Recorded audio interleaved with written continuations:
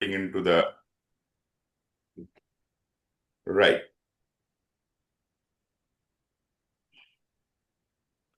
Now, these slides we are going to be discussing, this is specific to scheduling professional, right? And naturally, I am uh, referring to two major standards of PMI.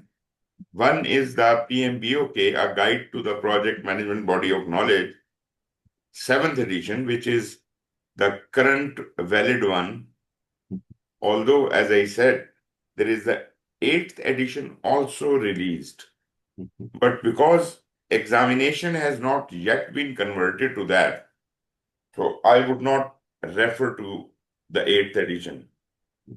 This edition, 7th edition, was copyrighted for 2020, right? And it is going to change in a very recent future. Moreover, we have another standard which we will be referring, and that is specifically for the purposes of scheduling. It is called PMI-SP, as the certification name goes. The standard is the standard for scheduling. We will be following that as well because that gives us more detail about scheduling than just one chapter in PMBOK.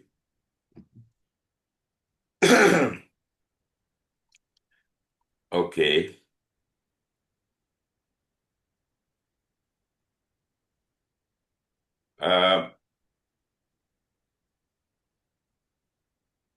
Let me skip a couple of slides which are no more required.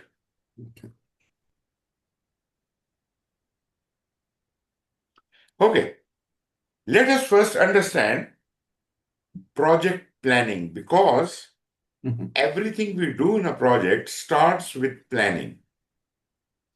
And to that manner, we have to deal with quite comprehensive and thorough planning if we are specifically doing a predictive project, right? So we'll talk about project planning, then we'll focus on scheduling and time management. So I'm just going to introduce these concepts to you. The overall course content will span from this introductory chapter to the planning processes interaction. Then we'll talk about the project time management. How do we conduct the schedule management planning? How do we define and sequence activities? How do we estimate resources and durations? Then how do we develop a schedule and how do we control it? That part is specifically taken out of PMBOK, a guide to the project management body of knowledge. The topics after that are more detailed and they are taken from the practice standard for project scheduling. And you will enjoy these topics more because they go deeper into the process of scheduling. It talks about schedule model principles and concepts, schedule model management, schedule model creation, schedule model maintenance, schedule model analysis, and then it talks about various scheduling components. And interestingly, they have a mechanism of auditing a schedule. If you are an auditor, you can go and check how good a schedule is, and that method is called conformance index. So you can give a commentary that your project is not up to the mark according to the schedule, right? And lastly, we have a very interesting calculation you might have been conducting in your project that is called earned value management. Heard about it? Yes, Joe. Yeah. Now, a variation to that is earned schedule because earned value management is more focused on cost. Earned schedule is a calculation by which we know how far behind we are and what speed should we pick and how much delayed can we get. So these calculations are just at the end of the course. But in this sequence, I am going to go with you. Let us see how much can we cover today. Okay. First is the introduction to project planning. Here we will understand what is project management, what is a process, what is a process group. Then each of the process groups, which is initiation, planning, execution, monitoring and control, and closing. There is a little bit of variation over the standards. In the sixth edition, they used to call them process groups. In seventh edition, they call them focus groups. So not much of a difference, but they do exist in whatever name you call them. So by that, we try to understand the PMI perspective of monitoring and control. We can only understand that if we understand planning. Okay, let me skip a couple of things. Yeah, this was the book, PMBOK 7th edition, and this one is Project Management Institute Practice Standard of Scheduling, 3rd edition. This is 2015.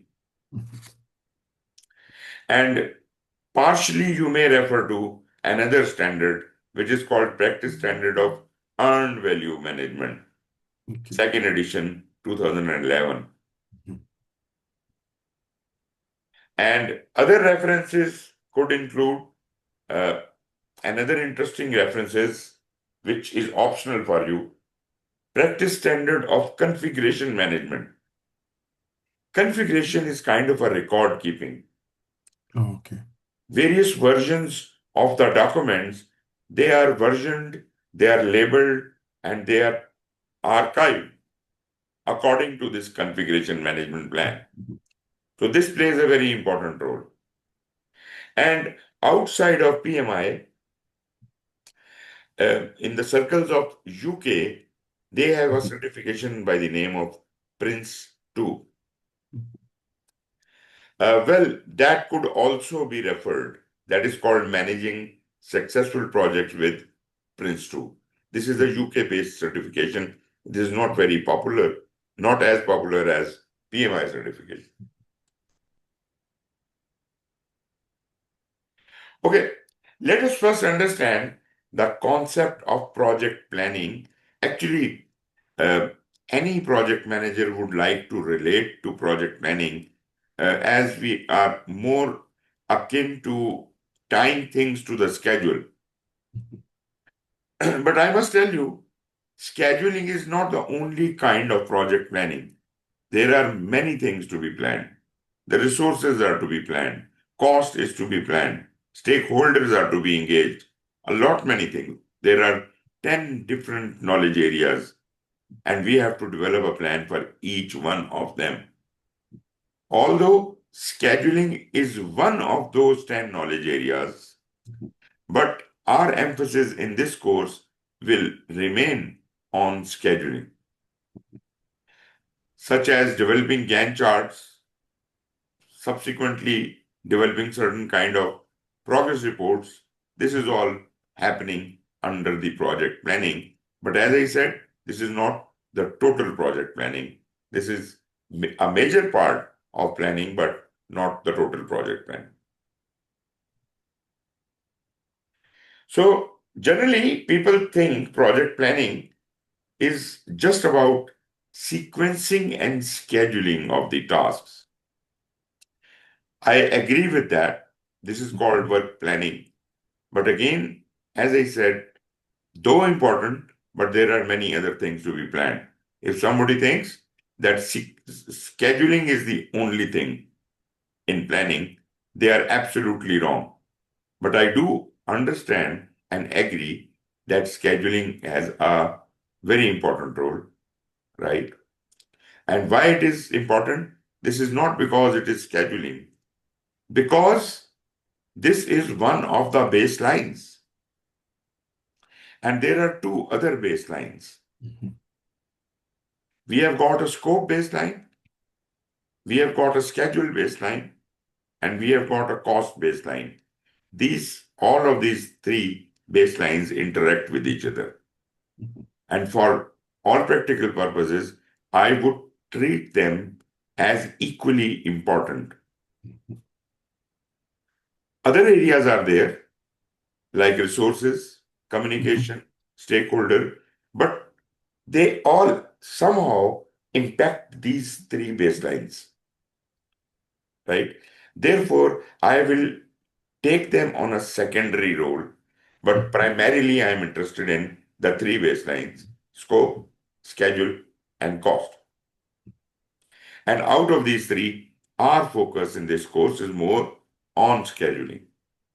But before we can proceed ahead, I would like to introduce you Mhm. to the general project management.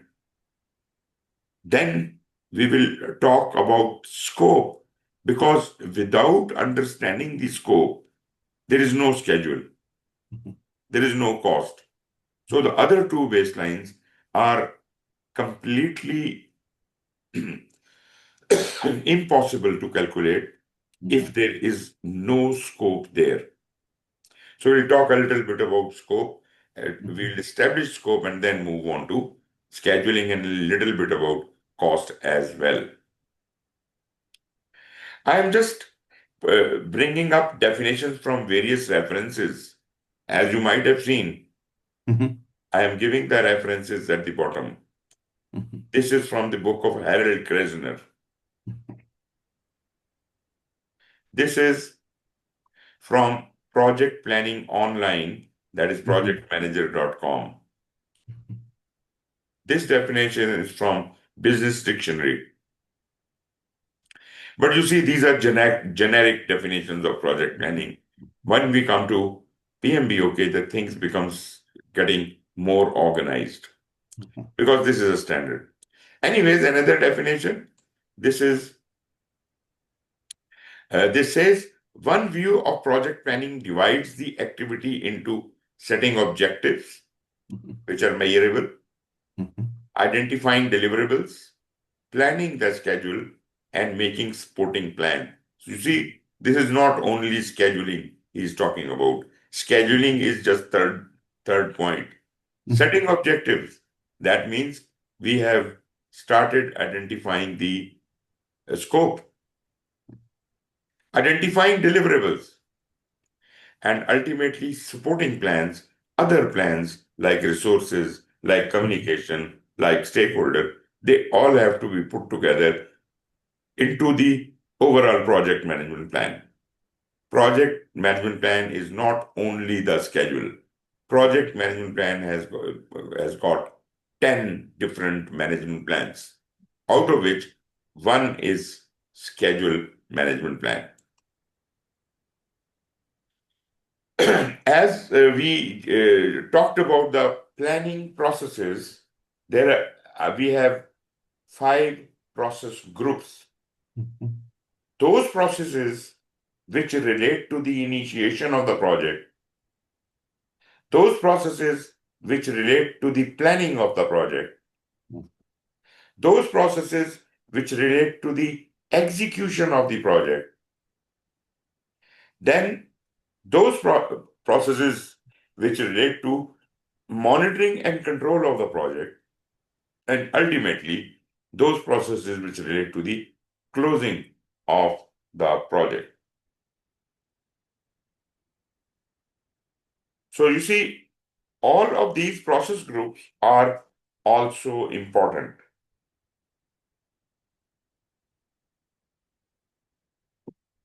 We'll talk about them. Here is another concept. First of all, it says establish the total scope without having established an understanding what are we really going to do, what is the scope of this project. We cannot move ahead. And for establishing the scope, I must understand the requirement, right? So I must have a clear picture about what to produce and why to produce. This will all cover under my total scope. After the scope has been established, I will define and refine my objectives, and only then can I develop a course of action required to attain those objectives. Now, this course of action can take the shape of a schedule, and cost can come out of it. So, this is all happening in planning, in the planning process group. I'll tell you what happens in the initiation. In initiation, the orders for the project are given. We call it a charter. The charter is established, and the boss of the project manager actually assigns that project to the project manager. Boss is called a sponsor, and that document which authorizes the project manager to mobilize the resources is called a project charter. That was happening in initiation. Now we are talking about planning process group, and it has got the maximum number of processes because all these supporting plans have to be created in detail. Naturally, we have first to be establishing the scope, and then the schedule, then the cost, but all other areas are affiliated. So when we have to do something, we need resources, human and other resources. We have to communicate with those resources. We have stakeholders to whom we have to listen to. We have procurements to do. All those areas are subsequently made part of the planning. And once all of those areas have been planned, they can be compiled into a project management plan. Now here, there is an interesting concept about what is a project management plan and what is a project document. There are two types of things which are created during the planning process. One are the management details. How are we going to manage the project? How are we going to manage the project? This is a book of rules project manager establishes. It's like instructions. And these instructions are basically developed in light of the governance guideline provided by the project sponsor to the project manager. Means that the limits have been defined for the project manager. The specific guideline for doing various things has also been given to the project manager. Now he expands on that governance guideline and develops rules of the game for running the project. These rules of the game are for every area of specialization. There would be separate management plans developed and created for scope, for scheduling, for cost, and so on and so forth. There are 10 different management plans. Now, interestingly, I must tell you, our management plan does not tell you exactly what to do. For example, in schedule management plan, we don't know what are the activities, but we know how the activities should be handled. The rules of the game are established in the management plan, not the detail. Now, once the rules have been established, this becomes a rule book. And whenever we have to do anything during the life of project, we will refer back to this management plan.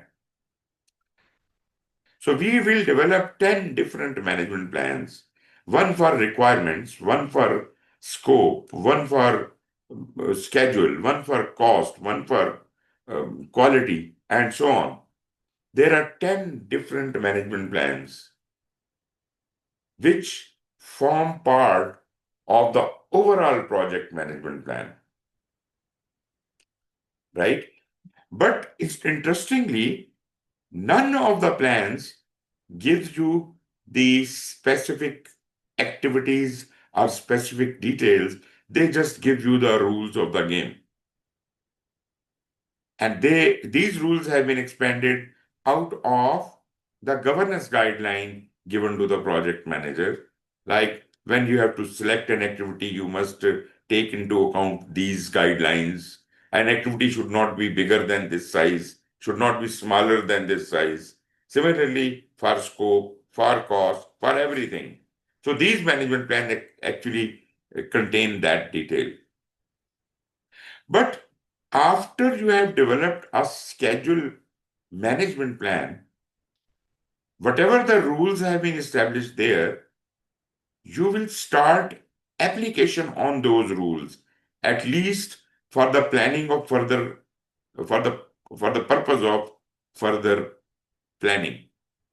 For example, in your schedule management plan, it says you must identify the activities, and these are the rules to identify the activities. During planning, after the schedule management plan has been established, we start acting upon it. And when we start identifying the activities, a list of activities is created. Then we start sequencing those activities. Network diagrams come into existence. We start estimating those activities, and more documentation is germinated. All of these documents are not exactly considered part of the schedule management plan. These are called the project documents. So you see, project management plan is a separate thing and project documents are separate thing. This is the book of guidelines, project management plan, which has got many management plans in it. Project documents are the further calculations in any area. But let's focus on the schedule when we have developed all the things which have to be planned and all the project documents related to schedule has been created. Then the big picture emerges. That means that is the time when we can put everything together and compile it in form of a Gantt chart. That is called our schedule. Then we deliberate on that Gantt chart. What can we move from here and there? And after a lot of deliberation, when we are firm on a final design of the schedule, that is the time when you have to present your schedule in front of your sponsor or the governing body who will give you the approval of that schedule. You have deliberated it, you have played with many options.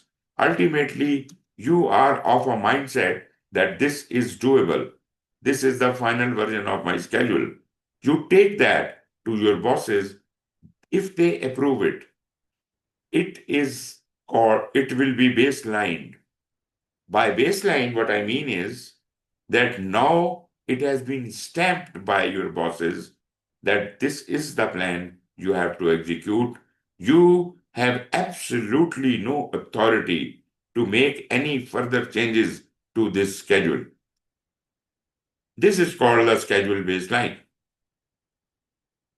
Similarly, when the scope will be finalized like that, it will form into a scope baseline. When the cost will be planned and finalized, that would be called a cost baseline. So these are the three baselines which are dominating project management. And all three of them interact with each other. Interesting part is all these baselines, when they are approved, they also are added to the project management plan. They are not part of project document. All the calculations, all the charts, all the diagrams, they may be part of the project document, but the final version of the plan, which is called the baseline, is added to the project management plan because that is executable. Rest everything remains with the project documents. I will show you what all is included in our project management plan and what all is included in project documents. But both of these things are created during the planning, right?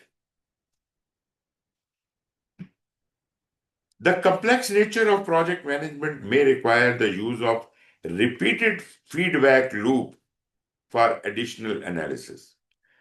Now, even if you are doing a predictive project management, you plan everything upfront, how confident are you that whatever you have planned, the things will exactly happen accordingly?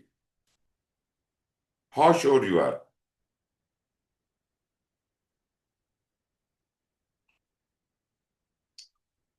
I can't hear you.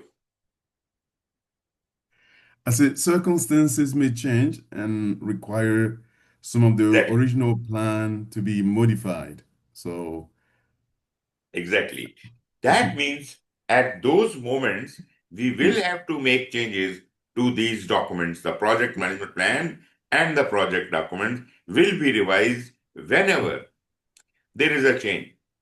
But at the same time, because we are dealing with a predictive project, we do not expect very frequent and very high number of changes because we were doing something for which we appreciated that predictive would be a good approach. And in predictive, yes, there can be changes, but they could be smaller or minor changes, or they are manageable. Just making a reference to agile, in agile, we are highly, well, rather, I would say, completely uncertain what to do, how to do, and why to do. So rather than getting stuck and keep waiting for details, we say, okay, whatever we know so far, let us plan and start doing something. As and when new details become available, we keep adding them and we keep planning them on the go. Just a hint how agile works, right? Although it may look a little strange to you and rather not possible, but I would tell you, if at all you are interested, that agile is very possible, is very practical. Things can be happening in that manner. So, back to the planning process group. We have to do a lot in the planning process group.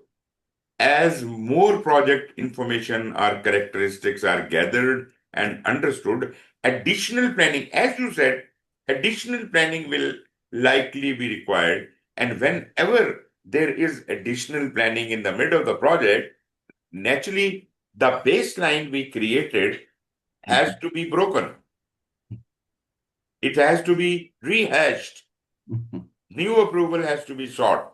So basically, significant changes occurring throughout the project life cycle trigger a need to revisit one or more of the planning processes and possibly some of the initiating processes also. Anything we have done so far may be redone, may have to be redone. This is called progressive detailing or progressive elaboration.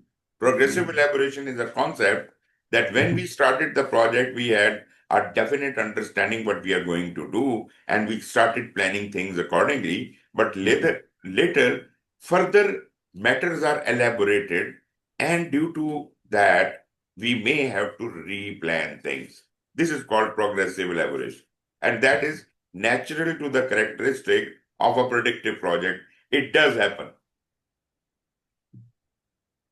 indicating that planning and documentation are iterative and ongoing activities. That means throughout the life of the project, whenever the progressive elaboration will happen, we will have to amend our planning documents like the project management plan, like the project document.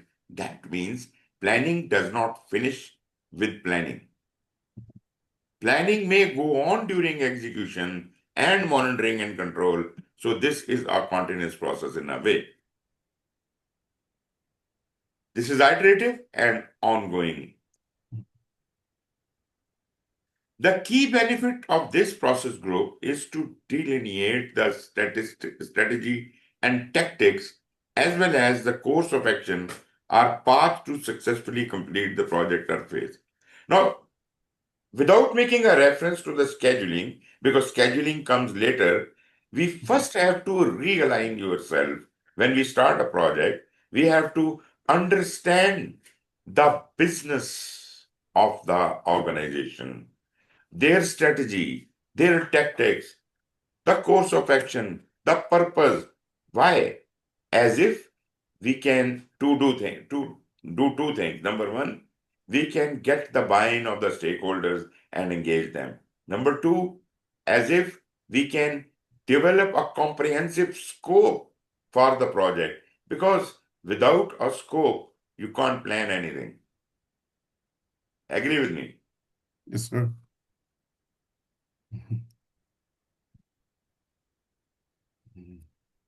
Right. If you have any difficulty understanding any of this, I can repeat. You can ask No, no, questions also. sorry, so far so good. Thank you, sorry. So far so Wonderful. good.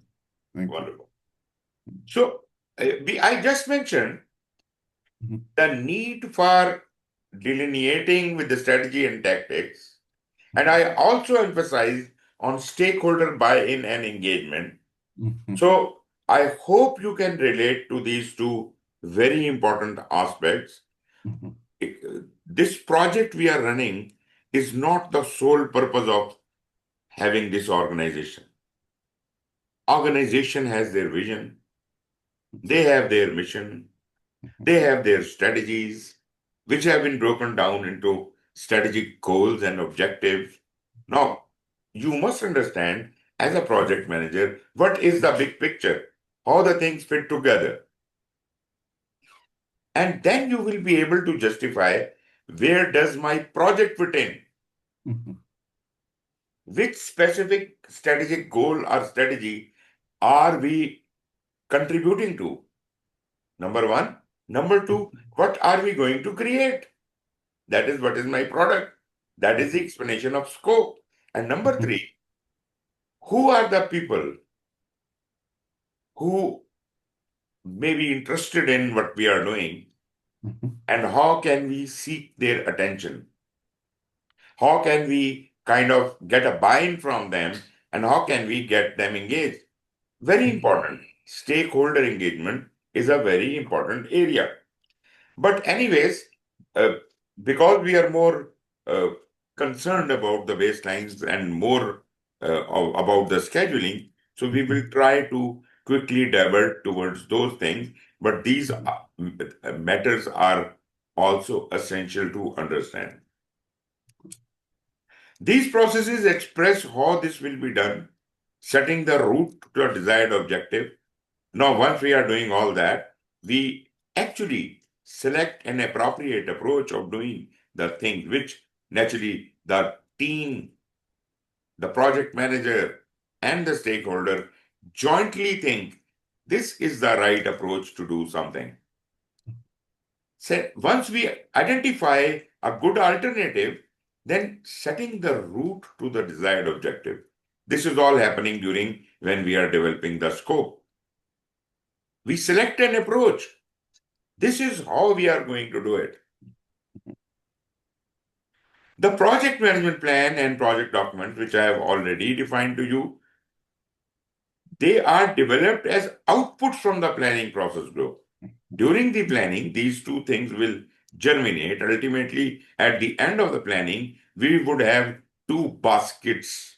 One basket is project management plan with all the management plans in it, and the other basket is the other documents, the project documents. And both of these boxes are going to talk about all the knowledge areas to include scope, time, cost, quality, communication, human resource, risk, procurement, stakeholder engagement, all of them. Mhm. So, naturally, from all of these areas, there will be several items dropping into the project documents, and each one of these areas will have a management plan, right? Which is part of the project management plan. But in addition to these various management plans, the most important documentation there in the project management plan are the three finalized baselines: the scope Yes. baseline, the schedule baseline, and the cost baseline. Agreed? Yes, sir. Okay. Okay. Updates arising from approved changes. Now, what is happening is we have sealed the plans. We have Mhm. baselines created, approved. We can't change them. Mhm. But as we refer to the progressive elaboration, that means there might be situations where things have to be unfrozen, rethought about, and Mhm. replanned. Yes, sir. So once any such situation occurs, that is called a change request. Mhm. We send that change request to our bosses who actually are responsible for baselining and ask them to approve these changes as if we can expand on them. Only when they approve it. If they don't approve Mhm. it, we are not authorized to make any changes. Only when they approve the change request, we will be allowed to unfreeze those baselines, recalculate things, and then again populate the project management plan and the project documents with changes. Again, get them baseline. The project baselines, scope, time, and cost will have to be re-baselined. Mhm. No matter whether you are doing this exercise during the planning, during the execution, anywhere during the life of the project. Whenever there is an approval of a change request, some baselines will have to be unfrozen and recalculated. Documents will germinate, and ultimate, we will again baseline them. And again, baselining is called re-baselining. So, as I said, this might happen during the monitoring and control process. This Mhm. might happen when you are executing the project. So, it can happen anytime. Change request can happen every time, anytime. That means whenever the change request can happen, planning can happen. Mhm. So, planning has not stopped in the beginning. We did start with planning, but we have to replan and replan over and over again until the end of the project, thus causing continuous improvement. Updates of these documents provide greater precision with respect to schedule, cost, resource requirements to meet the defined project scope. Main purpose is to meet the project scope, and the instruments are schedule, cost, and to some extent resources. Because Mhm. schedule, cost, and resources, these are the only three things which could be estimated. So they will satisfy the scope directly, right? Mhm. So now we understand where scope, schedule, and cost are the three baselines. There are three estimatable items which are schedule, cost, and resources. So, from that perspective, out of the 10 knowledge areas, these four knowledge areas are more important to me. And the fifth area could be quality. That there are separate concerns about quality. So, Mhm. quality gets its own importance. Mhm. So if I can kind of grade them, I would say scope comes first, then schedule, cost, Mhm. resources, quality, and then anything else. Here we have to pay special attention. Okay. Okay. The project team seeks input and encourages involvement from all stakeholders. When the house is open, it is not only the team discussing, but get involved and get engaged as many stakeholders as possible, as if they cannot argue that they were not invited. Their opinion is not inclusive. Don't make all your decisions by yourself or within your team. This is a very bad practice. This is a very autocratic style of doing things, which is no more applicable in this world. You can't be an autocrat. Not only your team members, but all the concerned stakeholders must be involved and engaged in the process of planning, in all the decision makings. While the act of collecting feedback and refining those documents cannot continue indefinitely, procedures set by the organization dictate when the initial planning ends. Now, the interesting part is if we do not baseline in the planning, if we don't baseline the scope, time, and cost during the planning, that means we are leaving these important areas bottomless because we have allowed changes indefinitely. So we cannot get into the execution until and unless we have got a firm ground to stand on. Right? Right now we are standing on water, trying to, right? But as soon as we have a firm ground, only then can we start execution. Although I do agree, anytime we can unfreeze and again plan. The procedures will be affected by the nature of the project, the established project boundaries, appropriate monitoring and controlling activities, and the environment in which the project will be performed. So, we agree initial planning will have to be firm and we have to freeze it somewhere, and then we will follow the procedures according to the nature of the project, according to the establishment of the boundaries of the project, and whatever. So, these are the rules of the game which are given here. Okay, let me show you what all are the contents of project management plan. On the left hand side, there is a complete list of uh, all documentation in the project management plan. You see, this is in an order. The plans are on top, baselines are at bottom, and then there is an option for any new changes, any updates. Anyways, what are the plans? Let us notice communication management plan, cost management plan. They are in alphabetical order, therefore, they are not according to the priority. Scope goes too low. Human resource management plan, procurement management plan, process improvement plan is the plan for quality assurance.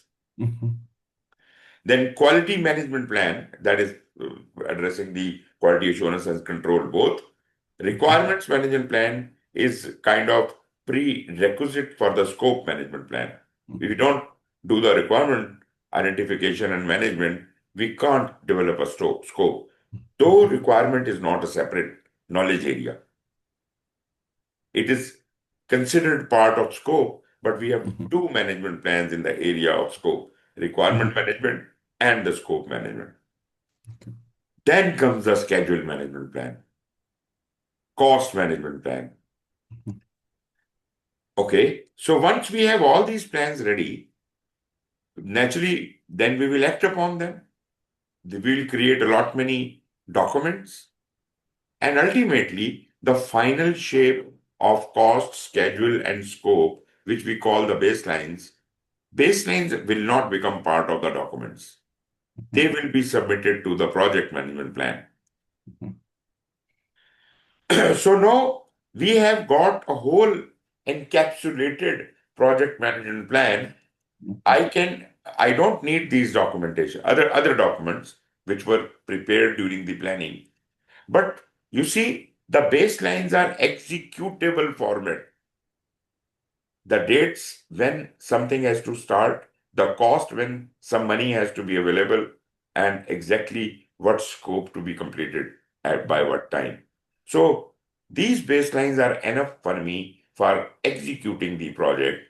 And if I have got anything to differ from, I can look back into the book of rules respectively. Maybe I can look in the risk management plan, I can look in the schedule management plan. The book rules are given there. So I have the executable version ready to do, and I have got all my rules with me. This is all part of my schedule management plan.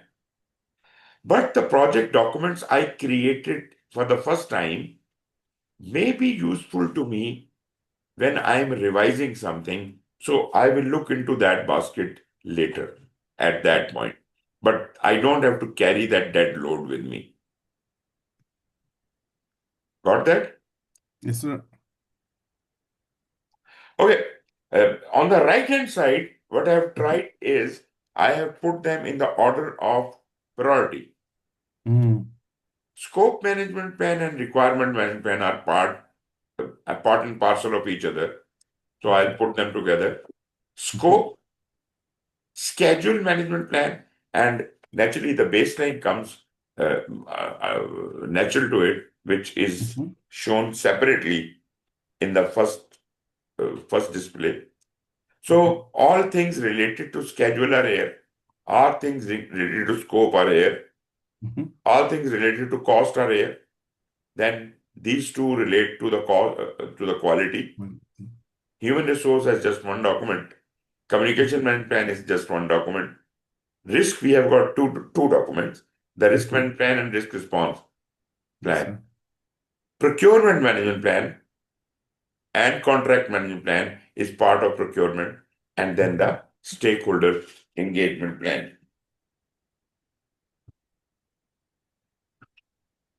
I'm sorry. It's okay, sir.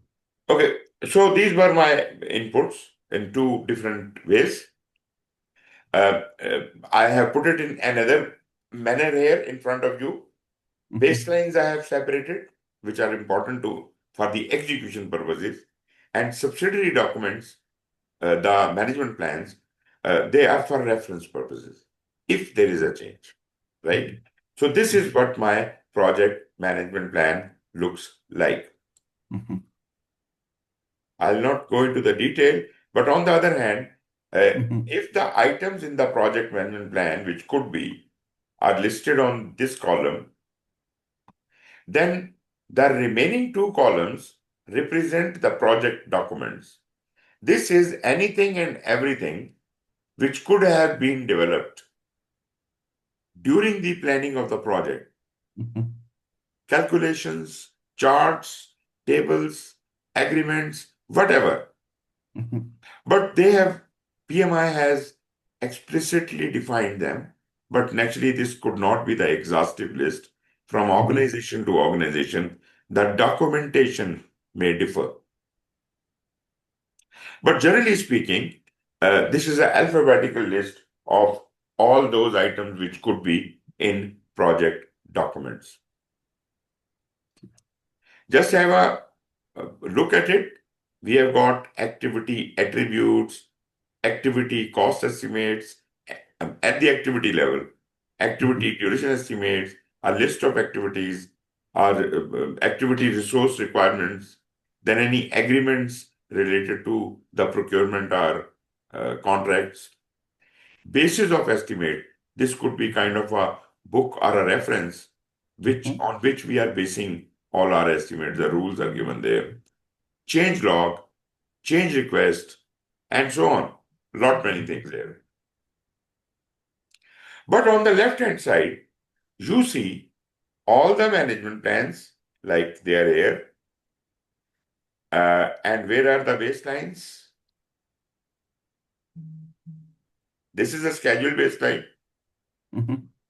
This is the cost baseline, and where is the scope baseline? This is the scope baseline. Yeah. Now, these three baseline all management plan, but it is not okay to just say it like that. There could be some other things added to the schedule management plan Mhm. which are not already covered. For example, two documentation are new. One is change management plan and configuration management plan. From where have they come? They are not the knowledge areas. We don't have a knowledge area by the name of change management. We don't have a knowledge area by the name of configuration management. Why it is saying that you should have these two plans also? Anything which comes to your mind? Uh, Configuration, because they help certainly with the other documents. The configuration will be useful for how we record the Yes, project document and things like that. exactly. That Mhm. means configuration management is something which is required by all management plans. Mhm. Similarly, if there is Mhm. a management of change, you have to bring amendments to a plan. That Mhm. rules of the game will also apply to all of the management plan Mhm. because they are universal. Therefore, they are optionally and separately added. Mhm. If they were not mentioned here as separate plans, we would have assumed that every management plan will have to define their own change management and configuration management mechanism within their plan. Mhm. But then there could be a problem of uniformity. Mhm. How the scope is managing the changes and configuration, Mhm. schedule might be doing it in a different manner. So, to make it more universal, we have extracted these two things and made them two separate plans. One is the change management plan, and the other is the configuration management plan. Mhm. What is the difference between the two? Change management plan tells us how to bring about our change, just our change. Mhm. Whenever there is a change, what is the procedure to be followed? So that is my change management plan. What is the Mhm. procedure? How who can request the change? Who will Mhm. approve the change? And things like that. Mhm. How it would be evaluated? That all procedure is given in change management plan. Mhm. Now, configuration management plan is different. That is keeping a track of every document Yes. by labeling it, by giving it various versions. Like we created a scope Mhm. initially, which was version 1. Later Yes. on, there was a change request. It went through some change management and some amendments to the scope were created. So this becomes version 2 and so Yes. on and so forth. Who is keeping track of all that? Configuration management plan. That way, if you think it like that, it seems change management plan is just defining how to bring about a change. Configuration management is actually keeping the track and record of Mhm. all the changes, right? Yes, sir. And interestingly, there is a school of thought which says change management plan should be a part of configuration management plan. Mm. I have no problem with that. That is a very good Mhm. idea because change management plan is recorded in configuration. Yes. So therefore it can be. So we could have divided the configuration in two parts. One Mhm. part to deal with how to bring the change, and the other part how to label them with version numbers, right? And putting Yes. them on record. Anyway, for the time being, we assume change management plan is a separate plan, configuration management plan is a separate plan. They are both universal plans, and in Mhm. addition to all other management plans, they may be required. They are important. That's why we have added them to the project management plan. Three Mhm. baselines and some plans, but there are Mhm. some other things which are probably mentioned here. Let me find. Okay, doesn't show that. But you see, Mhm. with the recent awareness by PMI that Yeah. projects could be done in a different manner, they could be predictive, agile, or hybrid. So Mhm. a new question arises that why should project management plan not have the mechanism to select or choose the methodology? Because this is not always a predictive project going to start. Mhm. So when we start the project, we should decide there and then Yeah. how are we going to do it, and Yeah. therefore the methodology selection Mhm. and the life cycle is also now considered Mhm. part of the project management plan. Anyways, and project documents is anything and everything which could be created by following those respective management plans. All the documents which get created. This is a long list of that. Mhm.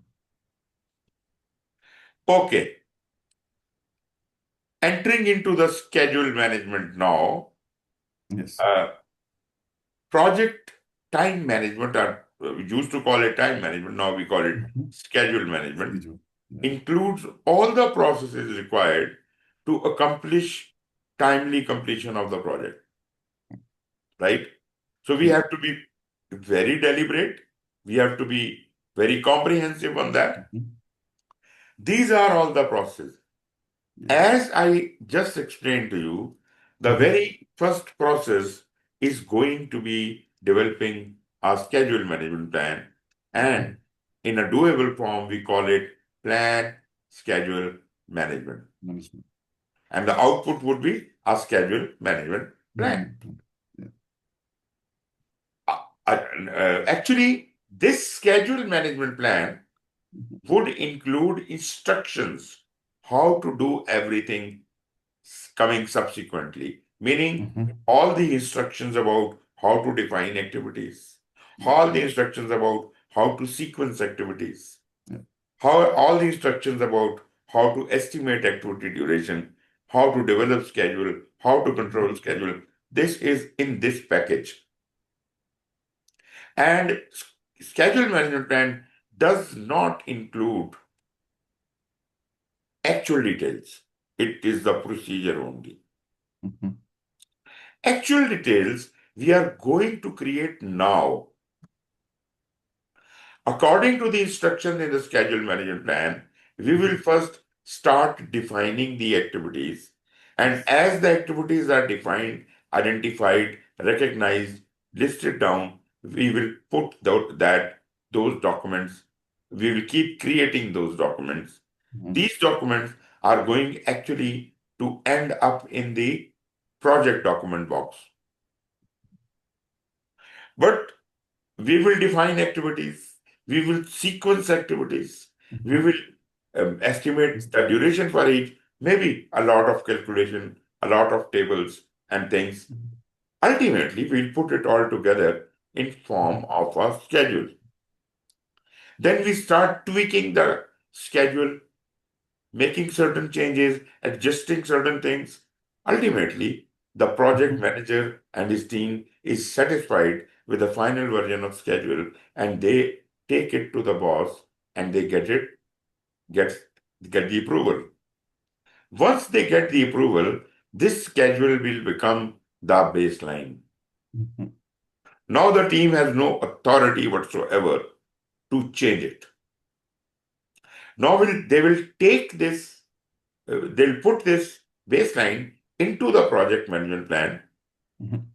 and during the execution will happen exactly according to that baseline. Mhm. And it's not the only baseline in action. Actually, three baselines will be in action during the execution. Scope, time, and cost baseline will be, you know, jointly being executed. Mhm. You see, actually, when Yes. we execute a project, the time will be spent, the money will be spent, and the scope will be completed. All three things will be happening simultaneously. That's why it is made part of the overall project management plan. Control schedule is the procedure. If something is to be changed in the schedule during the monitoring and control, we will have to review, recalculate, replan. That is all in the control schedule. Moreover, control schedule will have an eye on the progress. Whatever is happening in the execution, that would be reported to monitoring and control, and control schedule will view all those, we call them work performance data generated from execution. Work performance data would be reviewed by all the controls. And naturally, schedule control is one of the important controls. If there are 10 knowledge areas, there are 10 different types of controls. They all will be analyzing the work performance data, and after analysis, what shape that data will form is called information. So they will convert the data, the raw data which has come from execution, into information. So work performance data will be converted into work performance information after it is analyzed by each one of the controls.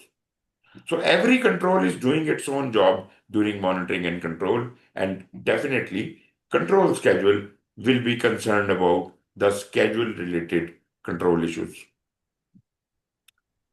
Okay, then there is something else happening in monitoring and control. There are 10 different viewpoints by the 10 different controls. They all have to be unified together.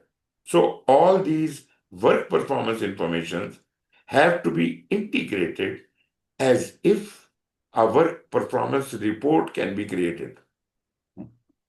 This work performance report is the consolidated version of everything, and this report can even guide the execution to do things right. We can send them out some corrective action or preventive action as if they can not commit those mistakes. Right? So you see the importance of this thing, work performance data coming from execution to monitoring and control. In monitoring and control, there is one control for every knowledge area watching it. They receive the work performance data. A copy of work performance data is received by all of them. They all, on in their own way, they do their analysis, right? And the thing comes out is called a work performance information. All these work performance information are sent to the parent area, which is called integration, and that puts it all together into a work performance report. That report is very important because that is not only going to guide us further into monitoring and control, but also we can send back to the execution for corrections or amendments. Moreover, these are the controls which are responsible for initiating change requests. Due to their analysis, if they find that something is not being done correctly or may have to be changed, they are the people, all these 10 controls, they are the people who can request a change to the management. And only if they approve the change request, they will then make the changes to the plan accordingly. The baselines can be amended, the document can be amended, everything could be amended, but again, it will have to be frozen. The re-baselining has to be done because we are on the go. I hope generally you do understand the role of these 6 processes. Yes, sir. Good. Yes, sir. Okay. Okay, I'll define these, but if you like, we can have a small little break for 10 minutes. Okay. So that way we will be meeting again after 10 minutes. So Okay. enjoy your tea or something Thank you, and see sir. you back in 10 minutes. Thank you. Thank you, sir.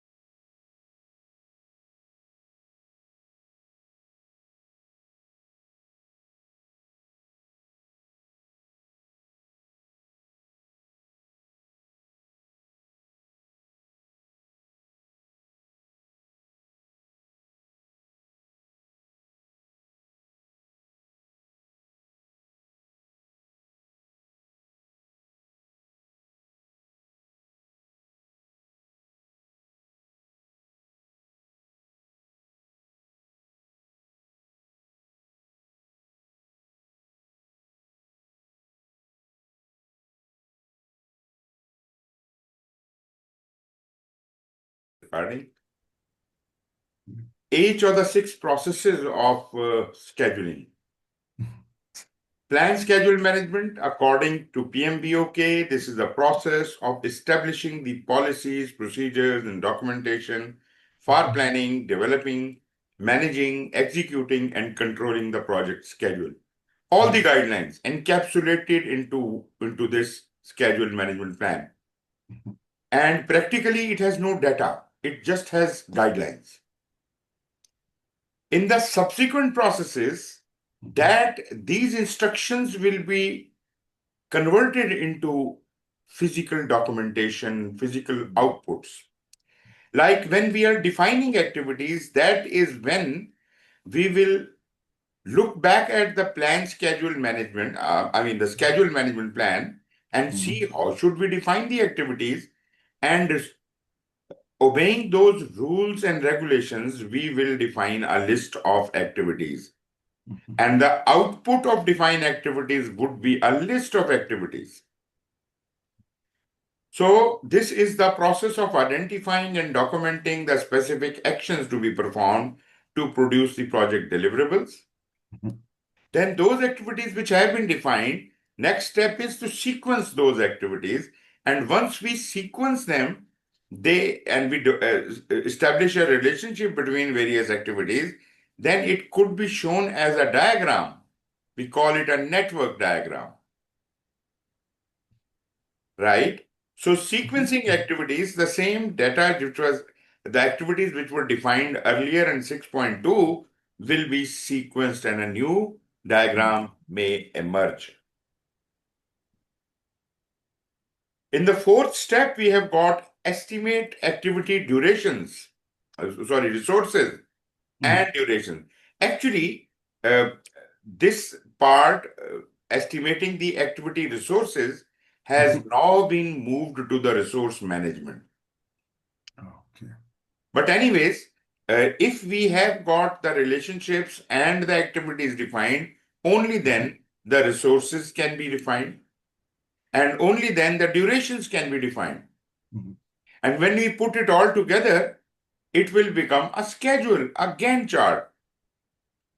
And subsequently, when we monitoring and control, we will be controlling the schedule. Like any other control schedule would be acting as a control over schedule. They will be receiving the work performance data from the execution, analyzing it from schedule point of view, and any variations would be noted. The analysis will result in a work performance report, work performance information. All the work performance informations coming from all the controls would be sent to integration, and they will formulate a work performance report. Remember that discussion. Okay. Let us now get ourselves acquainted with the adaptive or agile method how does agile work? You must have some idea, even if you never used it or you don't intend using it. But there will be situations where the requirements are not firm right from the beginning. You don't have a complete hold on what to do and what not to do. Mhm. The requirements are, the customer is redefining the requirements all the time. And you are totally confused when to start the planning because you are basically trained on predictive project management. So you want all the picture available to you as if you can start planning, and the picture is not emerging at all. Mhm. So how do we deal with it? So this is a different method, this is a different type of project, and we have to have a different mechanism. This specific mechanism is ideal for knowledge worker projects. Like, there is more uncertainty. They are trying to invent something. They are trying to experiment something. They don't Mhm. know the results. So, yes, of course, in that kind of environment, we may have this kind of uncertainty. Mhm. And at the same time, in industries which are fast moving and in a complex environment, Mhm. like, nowadays, when a phone is released, there is a competition. They have to pack it with a lot many new features, and Mhm. they have to release it every year. Mhm. And every year they're in a race with all other companies.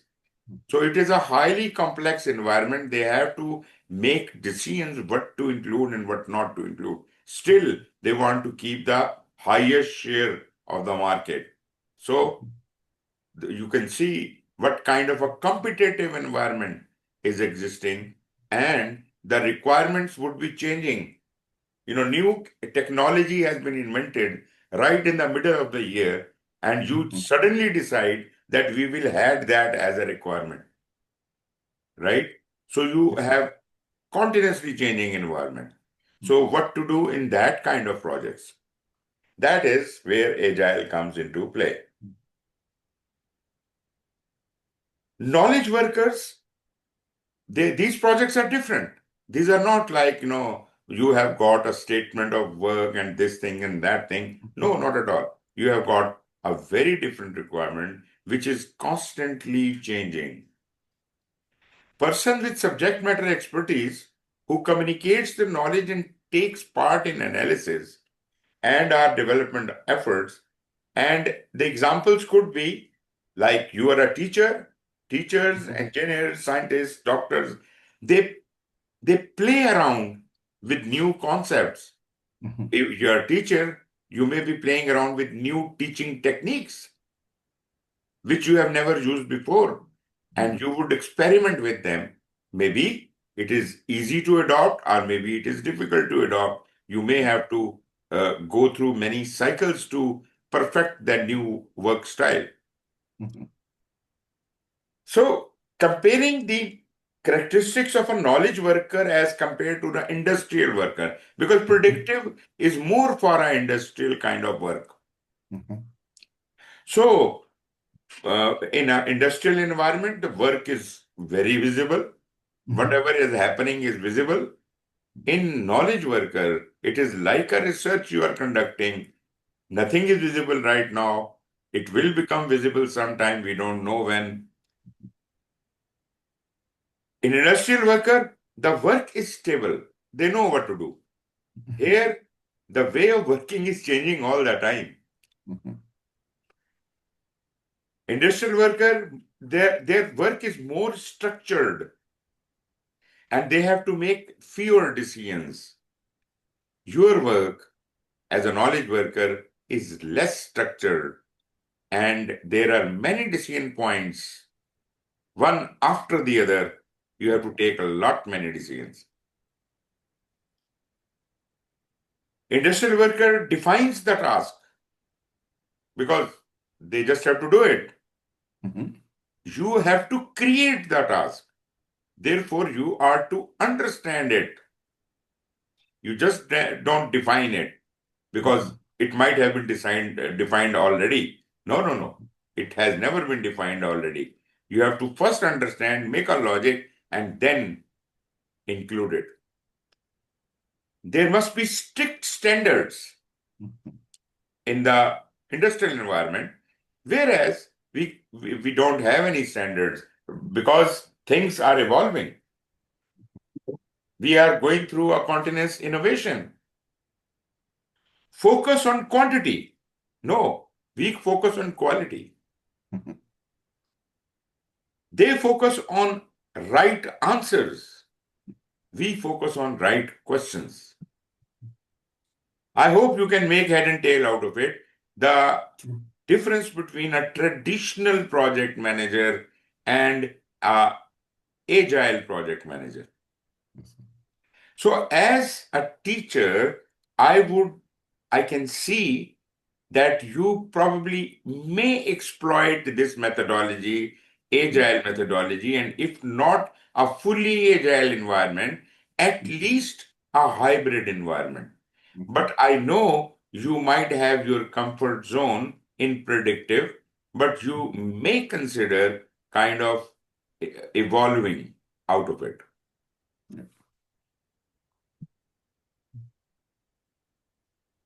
So this is the difference between the defined processes and empirical processes. Defined processes, they defines the constituent steps in advance. Like in a construction project, we'll do this and then that and then that. The steps are defined.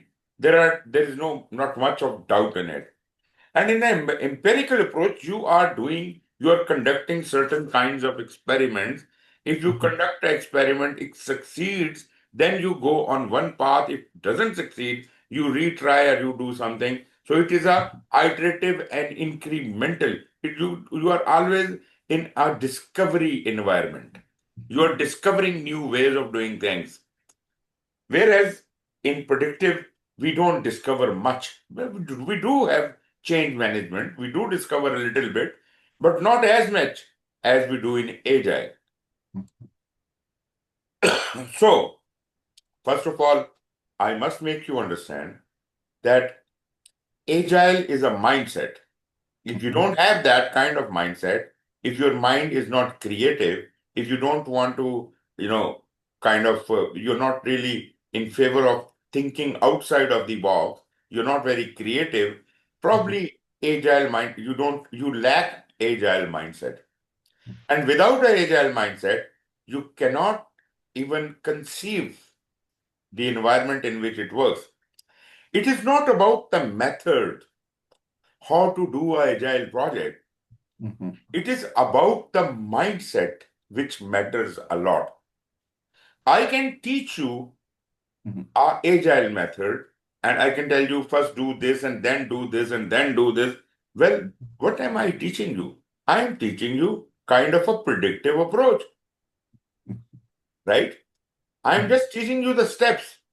But if you are not convinced about why you should go agile, you will always question that method I have taught you because you won't find any value in it.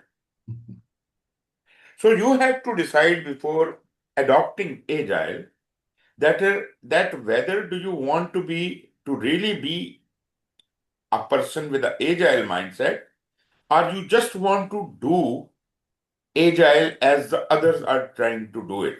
Meaning without understanding, you just want to copy them and you think you have become agile is not right. You are still a predictive nature person and you don't have a mindset for agile. You are just copying others. Whereas if you have the mindset, new horizons will open to you. You would know that the methods I had been teaching you, the agile method, they are not bound. You can create your own ways of working. Although the method I could be teaching you could give you quite a bit of flexibility, but at the same time, that is just a method. You have to change your mindset, and then the whole new world will open in front of you. Taken that point, let's look at the general characteristics of an agile mindset as written in the Declaration of Interdependence. First of all, it says increase return on investment.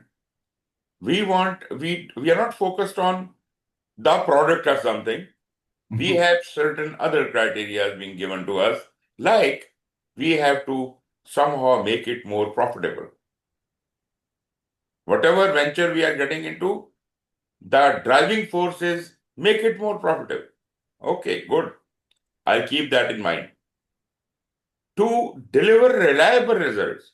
Now, it doesn't say how reliable.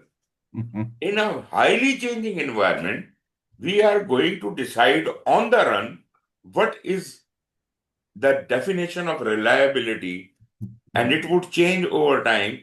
So rather than focusing on a deliverable, I am focusing on my customer. Whatever is more reliable to them, that is what I am going to be delivering to them. Right? So changing requirements. I don't even have a perfect requirement in my mind when I started. As the customer keeps changing their point of view, I will also keep changing my point of view and start working towards that direction. So, customer is the boss. That's it. Whatever they say, we will definitely do. Whether it is doable or it is not doable, we'll make it doable anyways. Expect uncertainty. In a predictive project, there are changes, but we generally do not expect uncertainty. We are quite a bit sure that things will not change much. Here, we have nothing certain. Every next step, every next day, we don't know what new requirements will bombard on us. Unleash creativity and innovation. That is why I told you to start thinking out of the box. Be creative. I know creativity can definitely be used even in a predictive project, but only sometimes. Here, you have to be, prospering on your creativity all the time, because I hope you understand creativity gives rise to innovation. Creativity is thinking of out of the box and coming up with strange ideas. That is creativity. But putting those ideas into practical shape is called innovation. So are the practical steps, whereas creativity is just a dreamlike situation. You are dreaming of new ideas. Okay, so we have to, for agile workers, we have to be extremely creative and innovative. Boost performance. In this highly uncertain environment, how can you boost the performance? How can you know, deliver more than what you can promise? That is the class here. We can, because we are not focused on just a predefined product. So we are inventing new ways of working. So therefore, we are always thinking of how best we can do it. Right? In face of changing requirements, how best we can do it. So that is how we can boost our performance. Last but not the least, improve effectiveness and reliability. Whatever you produce must be effective and reliable. Again, this is not much new, because even in predictive, this could be one of the concerns. But here, it is my most important concern. I want to deliver more effective and more reliable goods in an agile project. So this is about the agile mindset. So this diagram describes the difference between being agile and doing agile. I've known of many organizations who claim they are agile, but they are absolutely not agile. They are just replicating the moves an agile company does. They are working like an agile company, but their thinking is not agile at all. They don't have an agile mindset. So if just try to replicate someone, you don't become that person, right? But to get into that mindset, you have to go through the vision, mission, objectives, and goals, objectives, and uh, in the breakdown of the whole thing, you have to understand it right from the beginning till the end. If you understand the whole big picture, it would be slow, but it will be easier for you to become agile. I've seen people claiming that they are agile project managers, but they are behaving like a predictive project manager. I don't know, I can explain it or not, but in agile, project manager is not the boss. Project manager is the servant of the team. He's a servant leader. He just serves the team. He cannot order them. They do not report to him. He is nothing but a facilitator. This is very different. There's a complete change of mindset. Anyway, what are the various agile methods? There are so many. Actually, agile method starts coming out of the software industry. And they had a problem because whatever a software developer creates, that is usually not visible.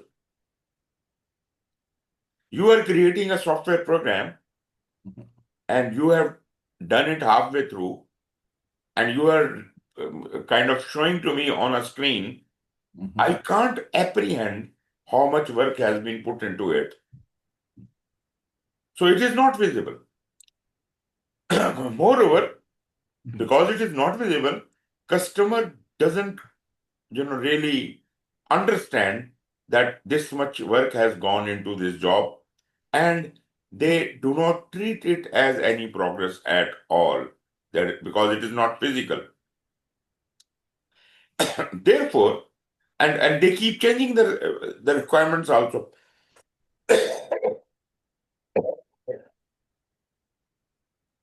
Customer keeps changing the requirement, and dealing with that circumstance where the requirements are continuously changing, they have to invent a new way of doing work. That's why agile came into being. Initially, it was only in software industry that it worked, but later it was fast realized by other industries that this mechanism can even, where the classical project management was practiced, can enhance their progress and produce better results. And ultimately, today, we are at that place where we could adopt it in any kind of project.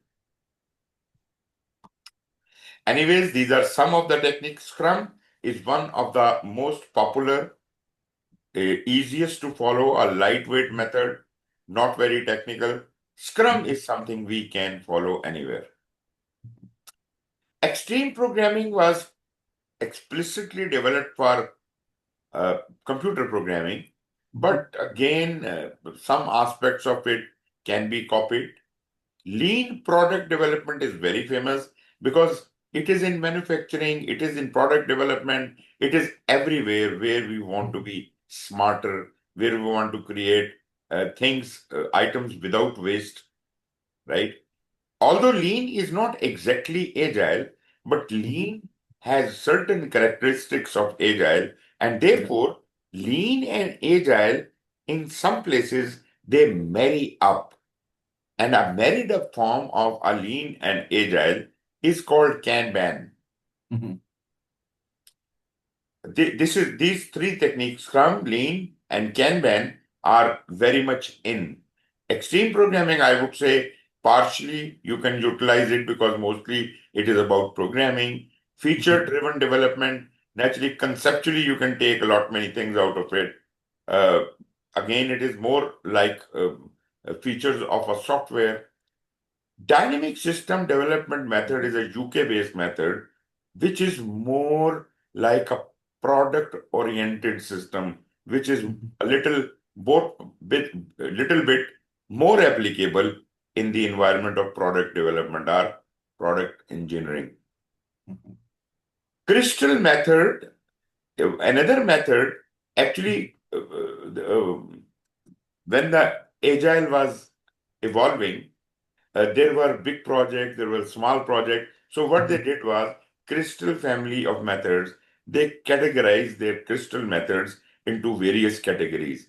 The job which can be done with by 3 people, up to 3 people, job which can be done by up to 10 people, job which can be done by up to 100 people. So they actually classified as different as a family members of crystal. They actually gave various colors: crystal clear, crystal yellow, crystal pink, red, and so on. So they were the colors were representing how much capacity each team can have. Anyways, that is also not really much valid for us.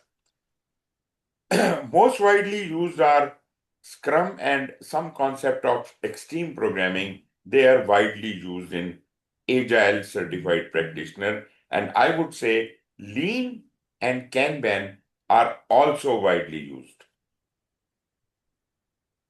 These are the Agile methodologies. As I said, Scrum is a lightweight, easy to understand model. It is so easy to understand, even a child can, capture the spirit of that very quickly. Set of practices, roles, events, artifacts, and rules designed to guide the team in executing the project. The three basic pillars of this Scrum method is complete transparency that gives visibility to those responsible for the outcome of the project. Actually, transparency is the key here.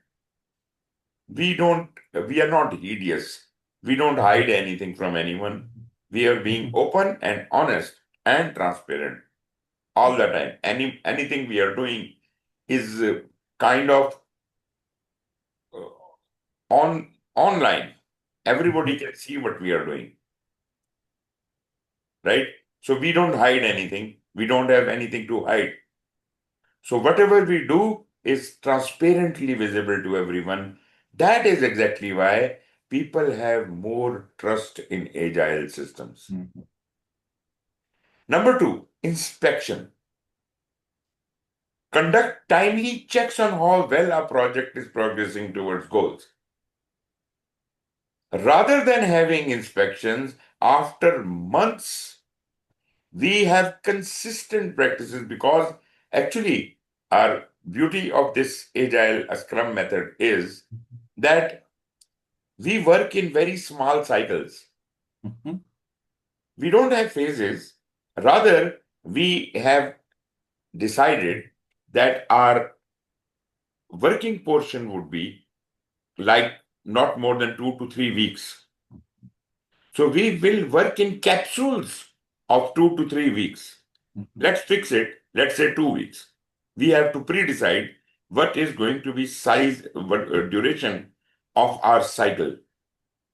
Rather than having 5 phases, we could have 200 iterations. We concentrate on one iteration at a time. We deliver at the end of iteration, move on to the next iteration, and we always address the highest priority items. And customer is always open to add any requirements anytime. We don't question.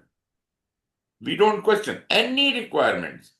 Any time they want to introduce, they will put it into a document log, which is called product backlog. Right? When I have to start my work, my team will come and watch the product backlog, which are the highest priority items from the point of view of the customer. We will pick the most highest ones we can do in 2 weeks. So we'll pick and we'll take those items to our iteration. We work on them, we deliver them. Then we again come back to the product backlog.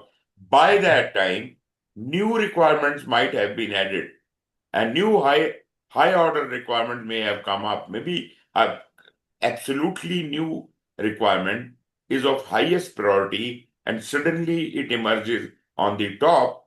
So we will pick out again certain items from the top and we will do them.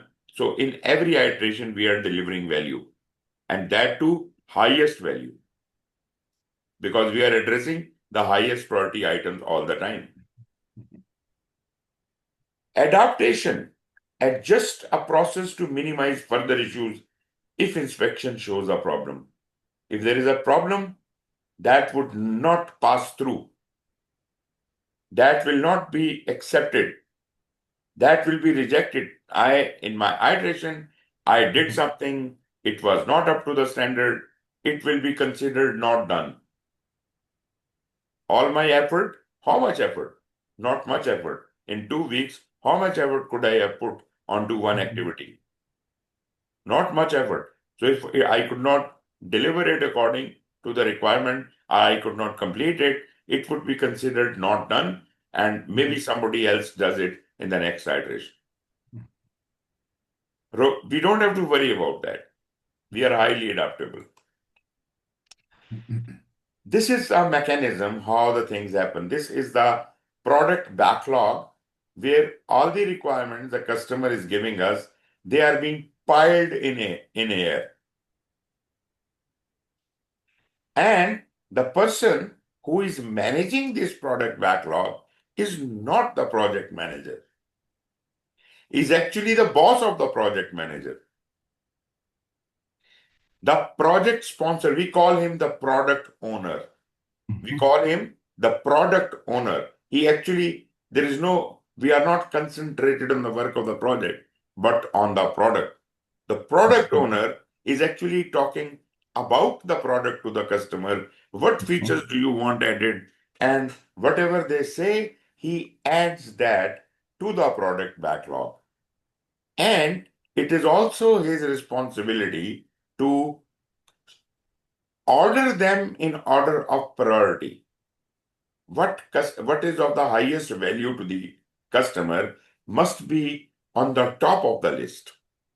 As if when a team wants to start working, they would come and they would only be able to pick out of the highest of the priority items and they can take it. And naturally, when they deliver, the customer will have higher level of satisfaction because the highest priority items have been chosen.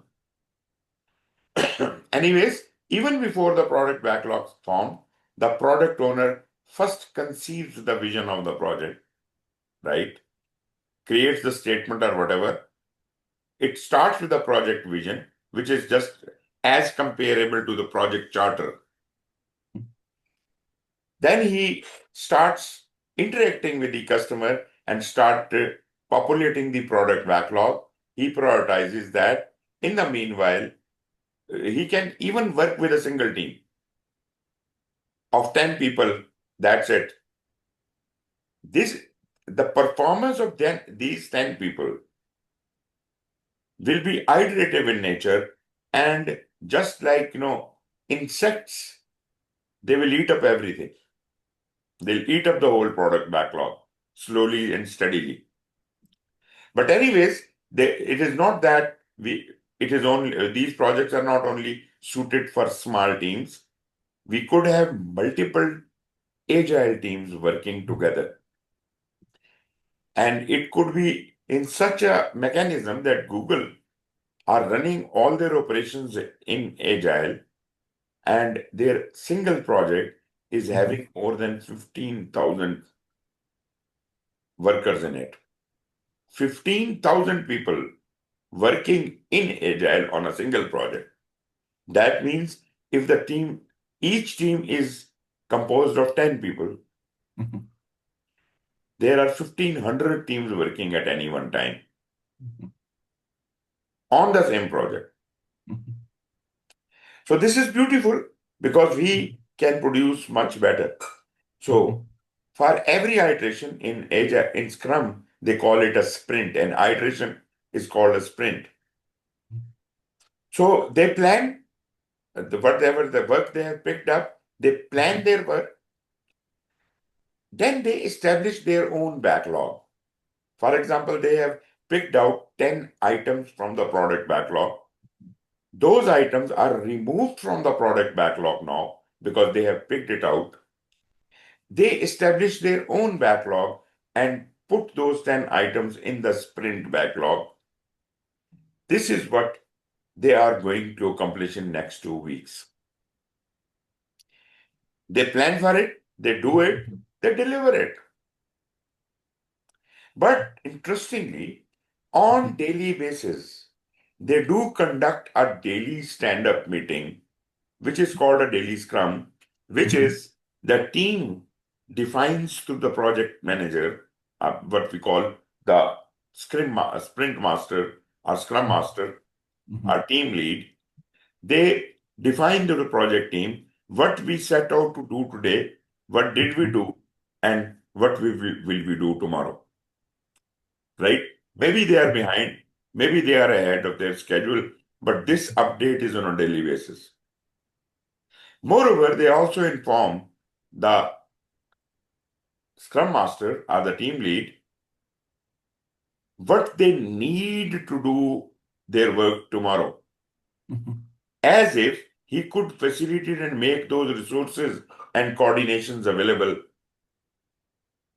So the team doesn't bother about coordination. They don't bother about external linkages. This is the duty of the servant leader, the team lead, to ensure that team can perform at the optimum level. So this is happening on daily basis, and at the end of an iteration, you see, we are ready with whatever we have produced. We will present it to the customer or the product owner for review. They may accept, they may reject. All those items which are accepted will be considered approved, acceptance criteria fulfilled. And those which are rejected will be sent back to the product backlog. Or any of the jobs which were half done and half not done, they were also sent back to the product backlog. In the next iteration, they can be restarted. Then is once we have done that process, we have interacted with the customer, gotten their feedback, they have got acceptance of certain items. Then we move on to sprint retrospective, a very important action. That is where the team sits together and discusses what we did right and what we did wrong. They reflect on the whole process they did in the last 2 weeks. And they identify where we can do better and how we can bring improvement to our work. So every time they learn something during this retrospective, and in the immediately next iteration, the results are visible because they are going to continuously improving after every iteration. Their performance will evolve. Unlike a predictive project in which we learn at the end of the project. Yes. Here we are learning after every 2 weeks, right? And then once the sprint is considered done, they go back and pick up the items from the product backlog for the next iteration. And this thing goes on and on until the work is complete or the customer is satisfied. Got that? Yes, sir. Thank you. So, as far as sprint is concerned, this is an iteration. Iterations or sprints in Agile are considered to be of fixed length, right? They are time limited. For example, I said my iteration size is 2 weeks. So it is always going to be 2 weeks. I can't work more than 2 weeks. I can't work less than 2 weeks. It has to be 2 weeks.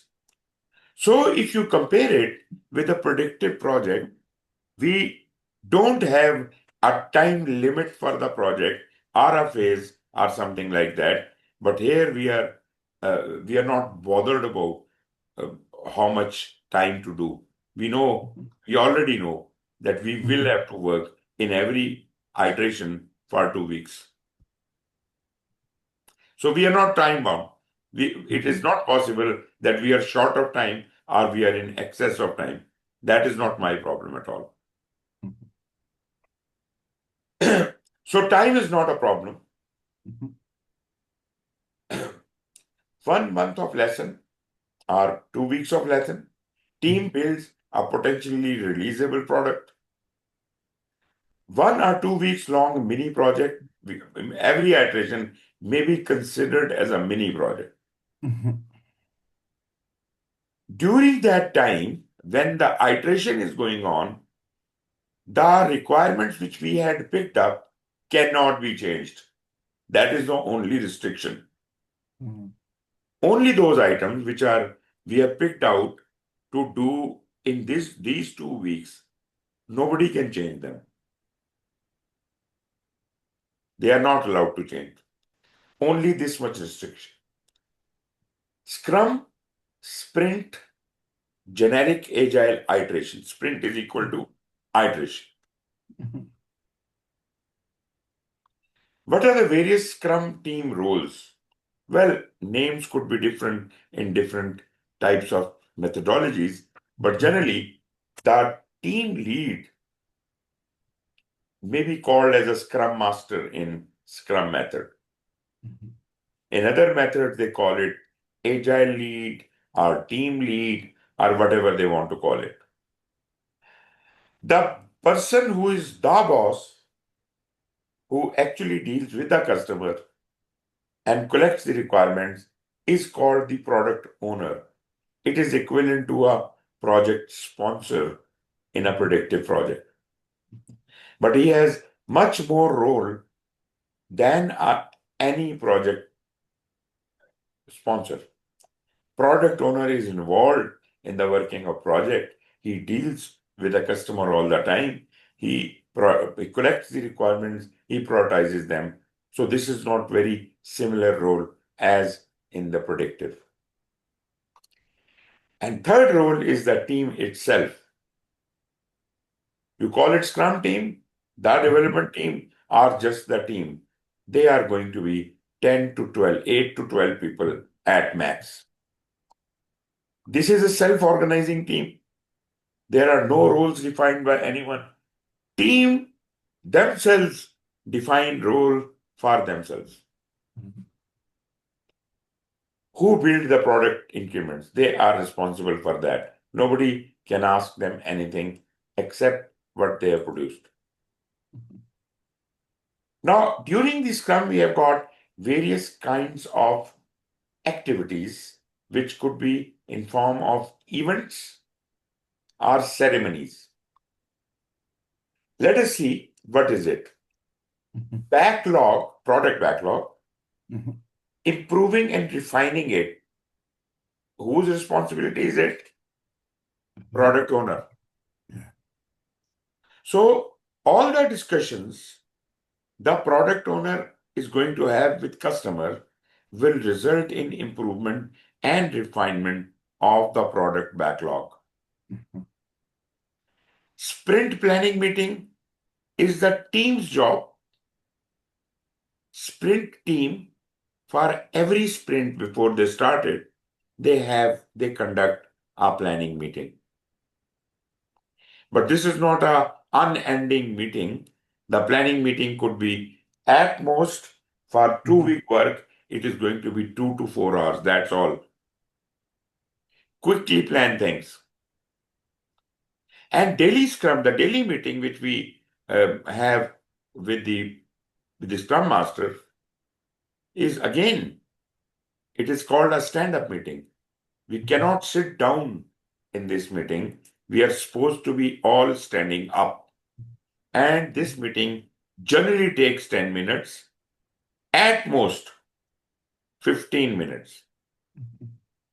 We are not allowed to give lectures in that. We just have to give our update in few words. I was supposed to do this much today. As per the plan, I could not do it. And I plan to clear the backlog tomorrow and also be able to do tomorrow's work. And I will be able to, I promise, right? So daily scrum is for that purpose. Moreover, one more thing, in daily scrum, we tell the scrum master that we need these things cleared out by tomorrow morning, as if we don't have any problem. So he will act as a facilitator and ensure. Sprint review and retrospective, I have already defined.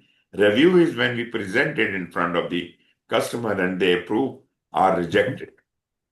And retrospective is when team sits together and evaluate what they have done right and what they have done wrong. They reflect on their processes and learn something out of it, thus continuously improving. So these are various activities. What are the artifacts? The documentation. Some people say in Agile there is no documentation. Well, they are right and they are wrong. Actually, there is documentation, but is in a different format. Like product backlog is a documentation. Product increment, the development team members build an increment of the solution, demonstrate that increment, and get feedback. Sprint backlog is an increment. So basically, wherever there is a backlog, there is a list of work. The whole list of work is a product backlog. Thus, a sprint list of work is a sprint backlog and things like that. So these are kind of documentations which are maintained. And in addition to these artifacts, we have got another concept which is called information radiators. These are the charts, displays, screens which could display the progress of the project on the run. And these are normally either posted on the walls of the a big hall in which we are co-located and we are working, as if we don't need to send out reports separately. Anyone interested can come and watch live what is happening, what is the status of the project. And they are self-explanatory, they radiate information, or in case of a virtual environment, we could provide online availability of these charts to all the stakeholders. So this is, we'll talk more about the radiator sometime. Extreme programming, I don't want to go much into the detail of it because there are only some terminologies we use here. Otherwise, this method is just a relic of the past. It is very similar to Scrum with a bit more technical terminology. Anyways, the core values of Agile, of XP, one is simplicity, no complexity, a lot of communication, make sure all team members know what is expected, feedback, get impressions of suitability early, courage, have courage to allow work to be entirely visible, respect, have respect for others when working as a team. So, by the way, all of these principles are also somehow translated into our Scrum method. But anyways, it was built on these core values. Its structure is something like that, although you may find that names are different, but it is almost the same way. Like user stories, it could be treated as my backlog. All the user stories are the customer requirements are getting into this backlog. All the experimentation we do, in addition, our risk management we do, they call it spikes. There are two types of spikes. One are architectural spikes and one are spikes to reduce the risk. These spikes are like small little experiments of one iteration where we are doubtful about some technology or some mechanism. We experiment with that. And as a result of that experiment, we streamline the requirement and we move ahead. Anyways, all of these things will result in population of the product backlog, where it is called release backlog. We create a release plan. In this release, in first release, how much we'll do, how many iterations we will have. Then for each iteration, we start working. They have special techniques in IT for software development that is called pair programming. Not relevant to us, but if we can try this concept out in some other way, it is very much possible. But in pair programming is that two programmers are allocated a single terminal and they are assigned a job.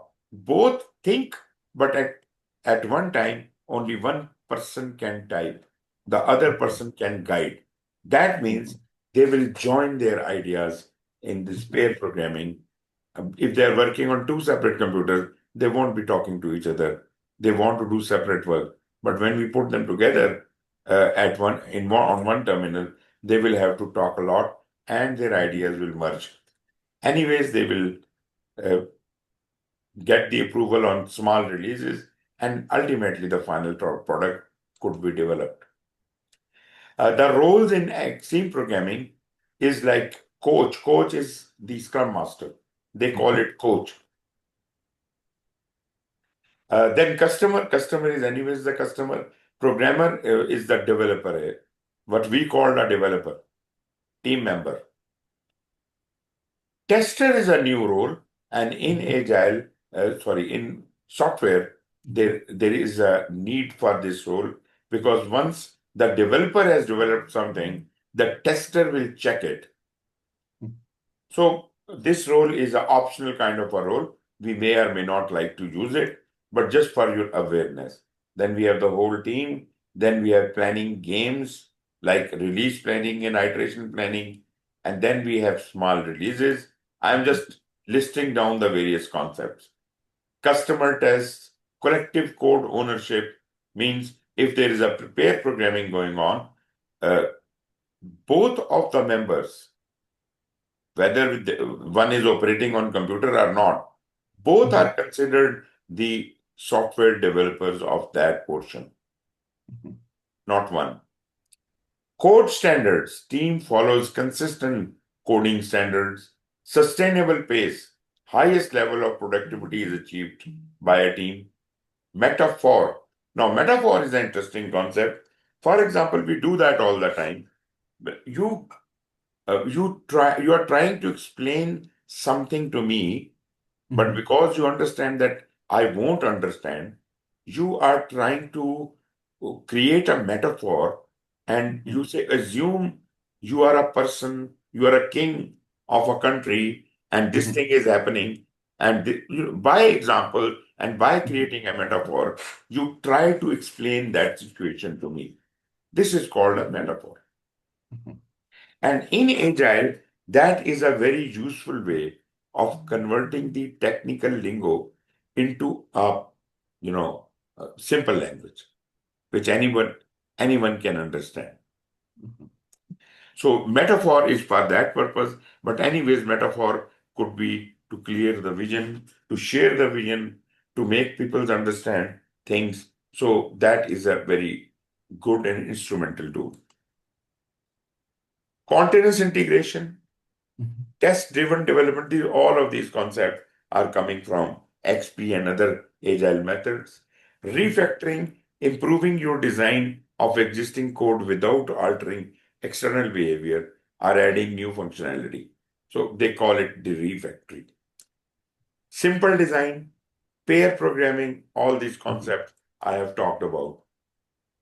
Then we have lean software development. Well, they are linking it with lean, with software, but lean is not essentially for software only. Lean is more applicable to the manufacturing industry. But for the last 10 years, I have seen lean applied to construction industry as well.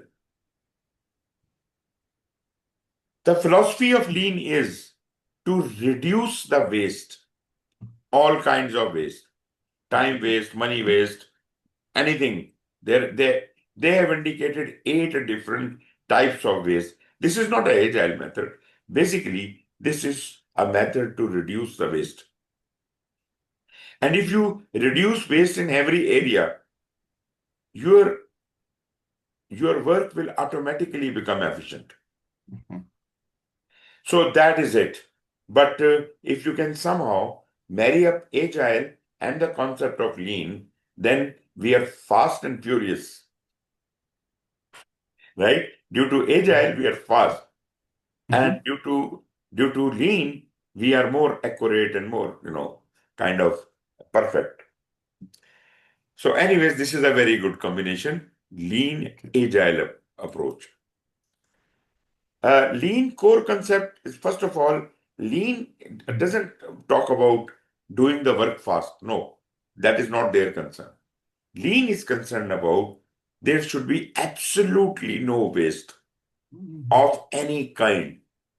This in itself is a great characteristic. Mhm. Empower the team like we empower our team even in agile. We give them Mhm. all the authority to make their own decision. They're self-organizing. So lean also says that they should be empowered. Deliver fast. Again, in agile, that is the core functionality we have. We act fast, right? Optimize the whole. See the system as more than the sum of its parts and how it aligns with the organization. Build quality in whatever you do, it should be of highest quality. Defer decisions. Balance early planning with making decisions and commitments as late Mhm. as possible. Meaning just prioritizing. In early planning, don't start making decisions which are to be taken in future. Don't waste time on that. When the time comes, we can make those decisions. So defer decisions and commitments as late as possible. We don't want to waste precious time right now. Amplify learning, facilitate communications early, and often getting frequent feedback. Okay, there are actually 8 ways of lean. I do have a complete list otherwise, but here they have listed only 3, 4, 5, 6. They have listed 6 and written 7. I will Mhm. actually show you the all the 8 separately. Rather, why don't we move towards that? Let me just try to show you that. Just a minute, give me a moment. Okay. Actually, I have seen something very interesting on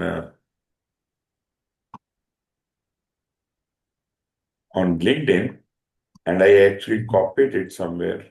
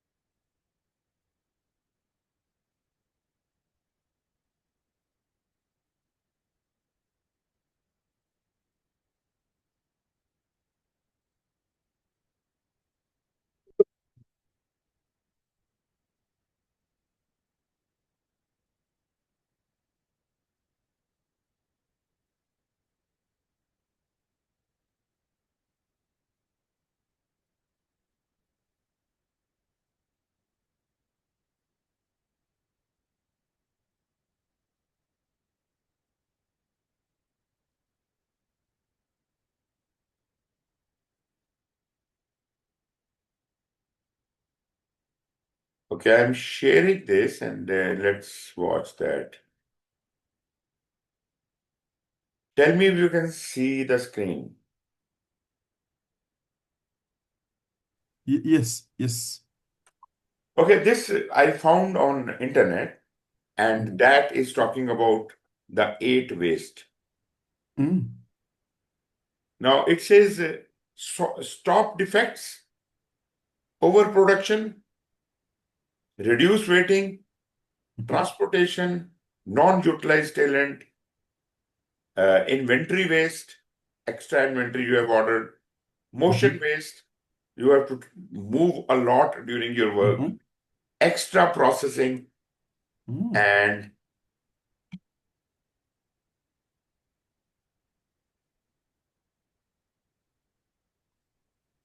this is stop defects. So it is also explaining, you can find it on LinkedIn. I actually found Okay. it there. Okay. This is Sergio D. Amico. So he Mhm. talks about how to stop defect, use quality tools, ask for feedback, standardize work, and so on and so forth. So this is one way, stopping the defects. Mhm. Second, overproduction. Make only what's needed. Mhm. Smaller batches, sell first, clean storage, train team, use technology, monitor waste, celebrate wins, match supply demand. So that is your overproduction waste is reduced. Keep work flowing smoothly. Mhm. Fix bottlenecks, cross-train staff, prep early, talk daily, use technology, track time, stay ready, and plan schedules. Mhm. Then non-utilized talent, train often, delegate tasks, spot strengths, celebrate creativity, rotate Mhm. roles, fix barriers, track progress, ask for ideas. Then is transportation waste. That is, you have to uh, use too much of transportation, Mhm. right? When you are moving items and things like that. How can we minimize that? Group deliveries, fix layouts, train drivers, use technology, partner up, protect goods, review often, and map paths. Then is inventory. Inventory Mhm. waste. You are piling up the inventory and Mhm. it is taking up too much space. You are not using that inventory. That is a wastage. You have to pay Mhm. for it. You have to maintain those items. You have to take care of those items unnecessarily. So he says first in, first out, small orders, clean daily, predict trends, use technology, train teams, celebrate empty, and track sales. Absolutely. Motion waste. You have to do a lot of motion. The same machinery comes Mhm. 100 times at the place, goes back. Mhm. So, how can we reduce this motion? Fix layouts, use technology, train staff, reduce bending, standardize tasks, track movement, ask workers, and organize tools. Extra processing. Mhm. We are, yeah, it is paralysis through analysis. We are doing more Mhm. than what is required to be done. Mhm. We are processing things extra. So we are making it more complex. So better cut complexity, do what matters most. Ask why, standardize work, automate tasks, review approvals, track time, celebrate simple, audit often, and simplify forms. Mhm. Anyways, these are the various more waste, transportation waste, inventory waste, motion waste, waiting waste, Mhm. overprocessing waste, overproduction waste, defects, and skills. So let me see if there is anything else available here. Okay. Okay, this is not. So let us go back to our presentation.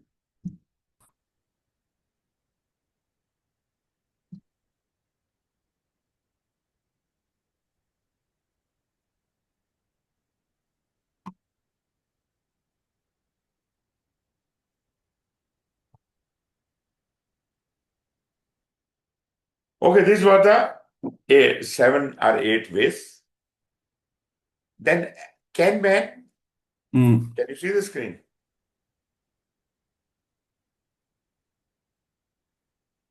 You can see the screen? Yeah, sir. I can. Okay. Yes.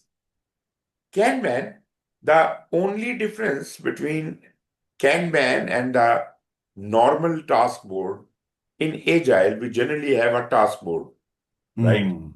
It is just like a 3 columns we write on a board or a whiteboard. And those 3 columns are usually just like a grocery list. First Mm. column is to-do list. Second column is doing, which I'm working on right now. Mhm. And third column is done, which jobs I have done. I mean, they have extracted it out of a simple grocery list. No more calculation. Mhm. The interesting part is the complexity of scheduling has been eradicated by Agile. Mhm. We don't have Gantt charts in Agile. We don't have flow diagrams or anything. We simply have one chart, and that is this one, the task board, or what we call a Kanban board. The only Mhm. difference between a task board and a Kanban board is that the middle column is not called doing. In Kanban, we call it in progress. There is a reason for that. Because in lean, because we are trying to reduce the waste, we say that in progress must be limited. Work in progress must be limited. So we also call it WIP, work in Mhm. progress, meaning Mm. you should not start everything together, but you must have a limit that I will not take up more than 3 tasks at a time. Mhm. That is actually introducing the concept of lean within Agile. We are trying to reduce the waste due to this thing by just converting the column called doing, Mhm. into work in progress. When we call it work in progress, then we are limited that we cannot take more bite than what we can chew. You understand that? Yes, sir. Mhm. Okay. So this is either a task board, that Mhm. is where in progress is called doing, and this version is called Kanban board, in which the middle column is called work in Mhm. progress. That is the only difference. The purpose, naturally, it has a much more deeper purpose. Mhm. As far as Kanban is concerned, there are 5 rules of Kanban. Mhm. Kanban is a Japanese term, uh, which means uh, change is good. So, 5 principles are: visualize the workflow Mhm. to help organize, optimize, and track. Limit your work in progress. That is the key. Limit your work in progress. Do not Mhm. take up more than what you can really do. Mhm. Manage flow, meaning the things should be flowing consistently, one after the other. There should not be queues, right? You should Mhm. not let a queue form, Mhm. and you should be able to process with that speed, and people should be sent in queue accordingly. Mhm. Make process policies explicit. Clearly explain how things work so the team can have open discussions. Improve collaboratively. Well, that is naturally, even in Agile, we are continuously improving and collaboratively increasing, collectively own and improve processes through scientific measurement and experimentation. Team has full authority. They work collaborative, and this is Mhm. their decision how they want to work. Mhm. In a feature driven development, this is generally the flow. We develop an overall model, then build a feature list, then plan by feature, then design by feature, and build by feature. not much of concern for us because feature-driven deliverable, if at all you have to do that, you can learn it at that point in time. So no need for wasting time. But yes, this is one of the agile methods. Mhm. Similarly, dynamic system development method explained here, diagram is also available. But again, Mhm. I would say no need for getting into it. Crystal, other agile processes. Yes, agile Mhm. leadership. As I said, agile is basically a concept, is a mindset. So agile leadership, naturally, if you are a agile uh, master or scrum Mhm. master, then Mhm. probably you are a learned person on the subject of agile. If you are not working in your team right now, or you are free Mhm. from your work, you could be coaching the management about agile. So you are Mhm. generally also considered as an agile coach, Mhm. right?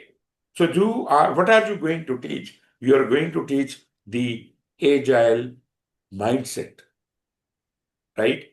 The concept of valuing people over processes impacts how leaders organize and motivate team members. An effective leader will discover why team members want to do things, what motivates them, and align project tasks and goals accordingly. Align project and personal objectives makes Mhm. a more productive team.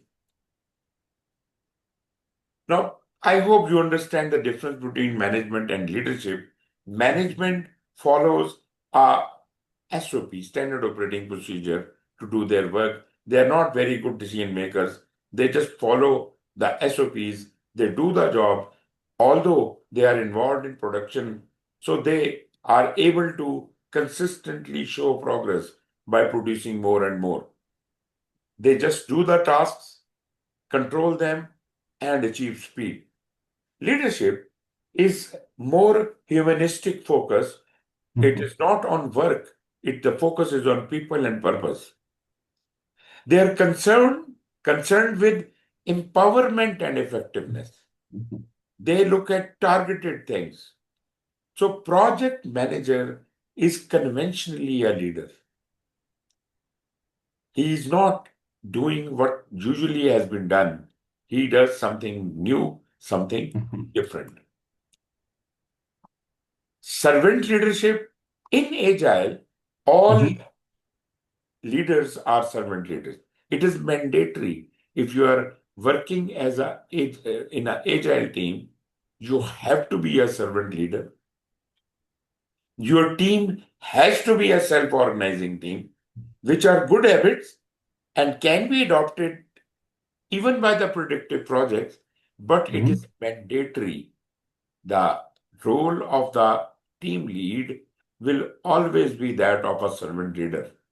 The role of the team members would always be of a self organizing team. They don't need a leader, they make their own decisions. So our agile team doesn't take orders from Mhm. the team lead. Team lead has nothing to do with Mhm. the work of the project, work of the team. Yes, he can facilitate. He can, if he wants to coach or train or things like that, he can do that. But complete autonomy for the work of the project is given Mhm. to the project team. They decide what to do and what not to do. They don't seek advice from the Scrum Master. Mhm. Anyways, there are four primary duties. First of all, shield the team from interruption.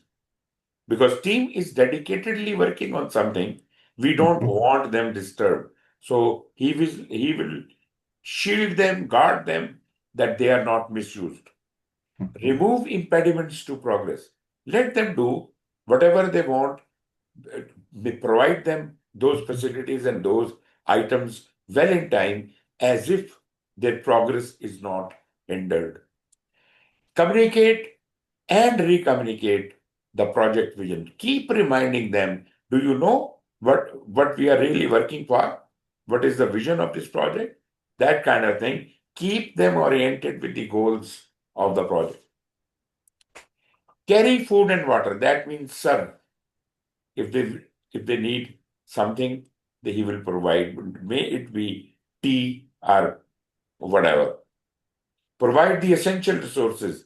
Our team needs to keep them nourished and productive. This is our servant leader we are talking about. Okay, we are at the end of it. We can have another break of Mhm. around 10 minutes. Okay. Is it all right with you? Yes, sure, sure. Okay, then break starts now. Thank you, sir.